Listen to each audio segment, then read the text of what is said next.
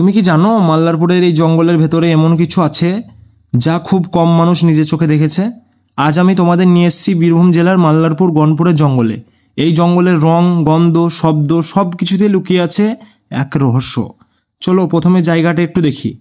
দেখো বন্ধুরা, এটাই সেই বিখ্যাত গনপুর জঙ্গল। চারিদিকে জুড়ে শাল গাছ, মাটিটা একদম লালচে আর বাতাসে একরকম কাঁচা গন্ধ। এখানে ছোট ছোট উঁচু জায়গার বিশাল পিঁপড়ের বাসা আছে, কখনো একে একে উঠে গেছে 3-4 ফুট পর্যন্ত। এই লাল মাটির ফাঁক দিয়ে বৃষ্টির সময় এক ধরনের সরু জলধারা নামে। দেখলে মনে হয় ছোট নদী বইছে, কিন্তু আসলে ওটা বনের বৃষ্টির জল, যেটা নিচে গিয়ে একদম মাটির ভেতরে মিশে যায়। এখানে গাছের তলায় ছোট ছোট ফল পড়ে থাকতেও দেখবে মহুয়া, আমড়া, হরিতকি, বেল, আরও অনেক অজানা বনফল। কখনো দেখি একদম সাদামাটির জায়গা, যেখানে গাছ কম, কিন্তু আলো পড়লে মনে হয় যেন মাটির ওপর কেউ চুন ছিটিয়ে দিয়েছে। এখন আমি হাঁটছি জঙ্গলের পাশে থাকা ছোট্ট আদিবাসীর গ্রামটার দিকে। এখানে সাঁওতাল পরিবারগুলো থাকে, ওদের ঘরগুলো একদম কাঁচা মাটির, ছনের চালা আর চারিপাশে গাছপালা।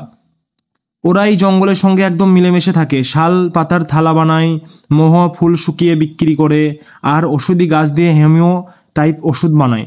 ওরে বলে এই বন আমাদের মা। সত্যি ওদের জীবনের প্রত্যেকটি অংশ এই জঙ্গলের সঙ্গে বাঁধা। এখন আসি গনপুর জঙ্গলের কিছু গোপন কথাই। লোকমুখে প্রচলিত আছে, অনেক বছর আগে এই জঙ্গলে পাণ্ডবরা বনবাসের সময় আশ্রয় নিয়েছিল। কেউ বলে শিব পাহাড়ি মন্দিরের নিচে নাকি আজও একটা গুপ্ত গুহা আছে, যেখানে তারা কিছুদিন আশ্রয় নিয়েছিল। রাতে এই বনের দিকে থেকে অনেক সময় ঢোল বা শঙ্খের মতো শব্দ আসে বলে স্থানীয়রা বলে, কিন্তু কেউ জানে না সেটা আসলে কি। কেউ বলে সেটা বনের বাতাসে গাছের আওয়াজ, আবার কেউ বলে ওই আওয়াজে পুরনো ইতিহাস ঘুমিয়ে আছে। আরও একটা পুরনো কথা আছে, একটা সময় এখানে রাজার গুপ্তধন লুকিয়ে রাখা হয়েছিল। অনেকে নাকি এখনও খুঁজতে আসে, কিন্তু বনের ভিতর গিয়ে সবাই পথ হারিয়ে ফেলে। কারণ গনপুরের জঙ্গলে একরকম বৃত্তিকার, ভেতরে ঢুকলে চারপাশ একরকম দেখায়, বের হওয়ার পথ বোঝা যায় না। এই জঙ্গল শুধু রহস্য ভরা না, জীবনের ভরেও ভরা।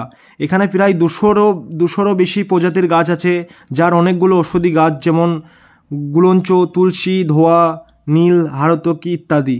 পাখির সংখ্যা অসংখ্য, বুনো কবুতর, কাঠঠোকরা, কোয়েল, আর কখনো কখনো হরিণ আর শিয়ালের পায়ের ছাপও দেখা যায়।